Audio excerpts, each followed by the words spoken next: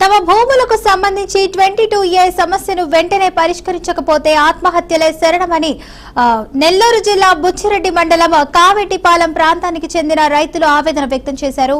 పొలాల వద్ద నిర్వహించిన మీడియా సమావేశంలో వారు మాట్లాడుతూ కావెట్టిపాలెంలోని సుమారు 480 ఎకరాల భూమికి బుచ్చి కోదండ రామస్వామి ఆలయానికి ఎలాంటి సంబంధం లేదని, అవి ఇనాం భూములు కాదని స్పష్టం చేశారు.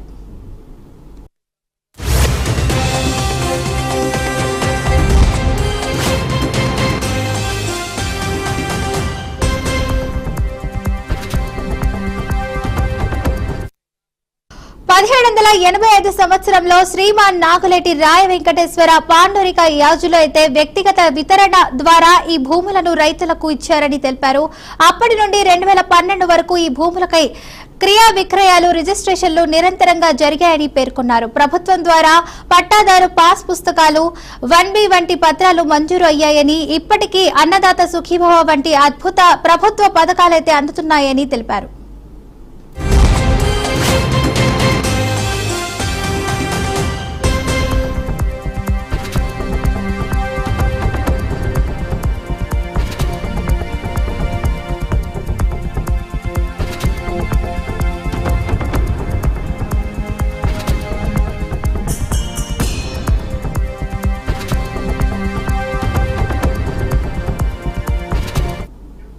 అయితే 2016లో అనూహ్యంగా ఈ భూములను 22A పరిధిలో చేర్చడంతో ఈ భూములపై ఆధారపడి జీవిస్తున్న సుమారు 200 మంది రైతులు తీవ్రమైన ఇబ్బందులు ఎదుర్కొంటున్నామని వాపోయారు.